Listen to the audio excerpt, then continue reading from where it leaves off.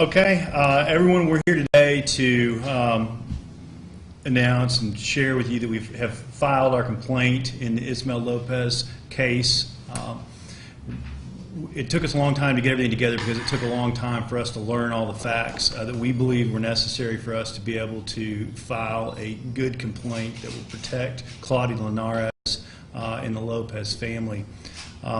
I just want to say this about this case, and I know there's been a lot said, but this is the worst case of a police shooting that I'm aware of, and that's nationally. And the reason is because there are none of the elements of a police shooting that we normally associate with civil rights violations present. There's no attempt to flee. There's no announcement by law enforcement that they are law enforcement. There's no real credible evidence that he ever knew law enforcement was on his property, and of course they went to the wrong house.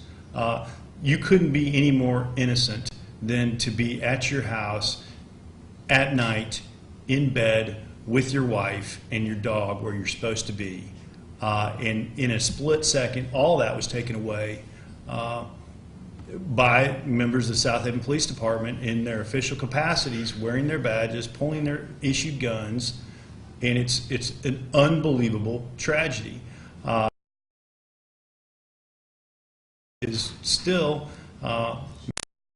as trying to piece together why, in a matter of about 30 seconds, her entire life was gone, and how it is that this has never been explained, and how it is we make it right for that family. So we're excited to begin the path of litigation. We're excited to get this in front of a jury. We're excited for the truth to come out, and we're excited for the opportunity to ask questions about how this happens. And so we're here today as an official start of the process to find facts. What will it go for a jury? What happens after this? Well, we expect there to be probably a lot of testimony taken by way of depositions, meaning we're going to speak to the former police chief. We're going to speak to both of the officers to the extent that we can do it. We're going to talk to the policymakers for the city of Southaven, for the city of Southaven Police Department, and we're going to understand about all the problems with that department in the past that led us to what we believe to this massive tragedy. And so we want to find the truth of how we got there, and we expect that to take probably a year. And at that point, we want to present it to a jury. And we want a jury of Ismael Lopez and Claudia Linares peers to decide whether or not someone's constitutional rights were violated when they were asleep at home. Is there a cap on money? There is not a cap on money. We can ask for whatever we want to ask for. Now, what a jury does is up to a jury, but we're not limited. 20 million is what we ask for. That we have to pick a number. We're required to say a number. We think the number may be too low. We don't know, because it's really hard to value this kind of loss because it's so great. Out of all the police shootings in the last 5 years, where do you put this one? This is the worst one, and I've personally been involved with some pretty serious police shootings. There's no argument to be made that Mr. Lopez asked for this, encouraged it, or in any way had engagement with law. Right? He's not on the street. They don't mistake him for a suspect. They don't try to apprehend him. They just went to his house and killed the man. And it can't be any more scary, because if it can happen to him, and it doesn't matter the fact that he was Hispanic, it doesn't matter that he was a male or female, none of that matters, because what matters is this could happen to anybody. There is no indicia of someone breaking the law here. You said it took you a long time to put together the facts. Talk to me about why did it take so long? Usually you guys are pretty good with what was the delay? We try to move quick because what we were after is the quickest form of justice we can get. In this case, the delay was, first, it took us forever for the TBI, or the MBI rather, to complete their investigation, so we waited on that.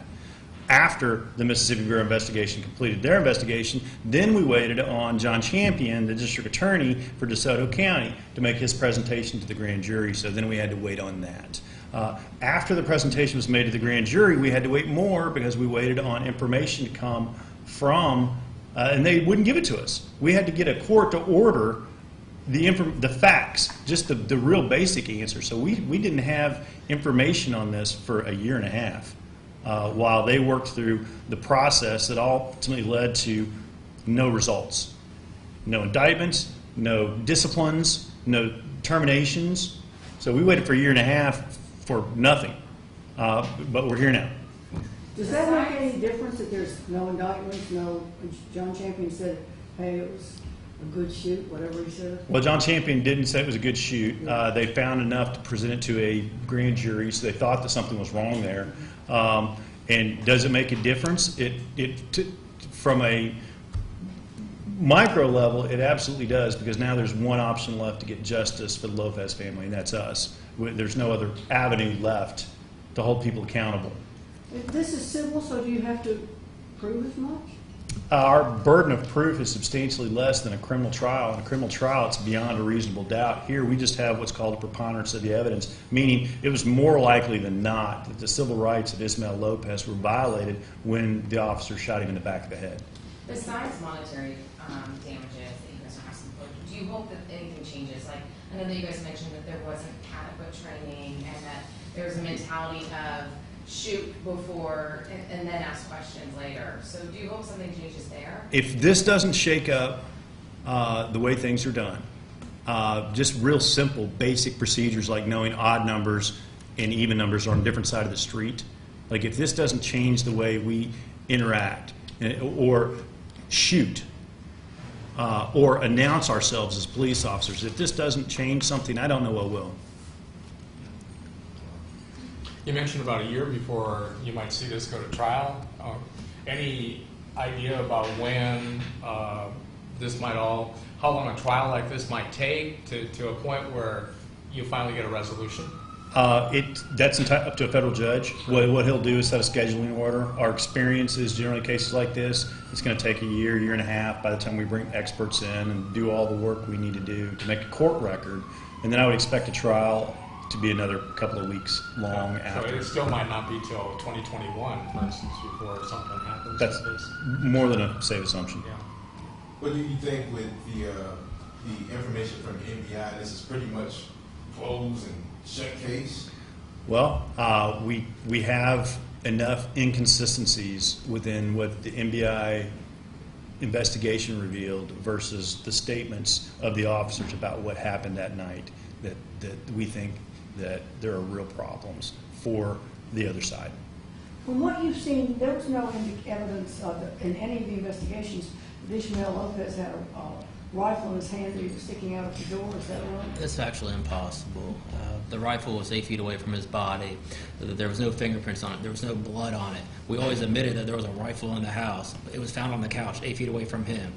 He wasn't out the door when he was shot like Zachary Durden claimed in his statement. Zachary Durden stated in his statement that Ismael Lopez was at the door and he turned his head to cock his weapon or to aim his weapon at him, and that's why Zachary Durden was forced to shoot him immediately. Problem with that is Ismael Lopez was 8 feet away from the door and shot once in the back of the head.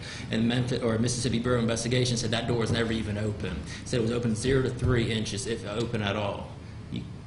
So he casually just put it on the sofa and died? No fingerprints, no blood trail. He got shot once in the head and face planted dead in the ground.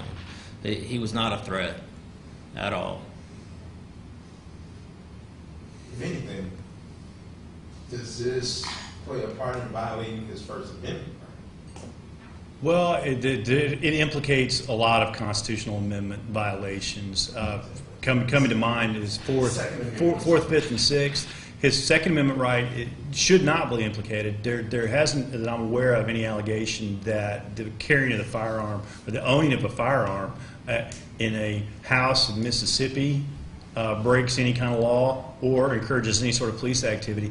And I would suggest that many residents in the state of Mississippi want to make sure they're allowed to keep firearms on their property, and that when people come to their house at night and don't announce that they're police, that they're going to use them. And in this case, we don't think that even happened. So I think Second Amendment is somewhat implicated. But if anybody tries to argue that he shouldn't have had a gun, then they're going to have Second Amendment issues. And the only people who said that they announced themselves are the officers, right? They Did admitted. they even say that? John Champion and Chief Purtle both admitted that Zachary Durden and Samuel Mays never announced that they were police officers at the scene at the time.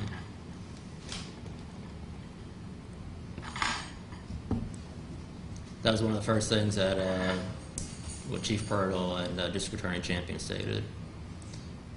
Although I believe it says in the statement that Zachary Durden said that he was a police officer after he admitted not being a police, saying that he was a police officer. So they contradict themselves constantly.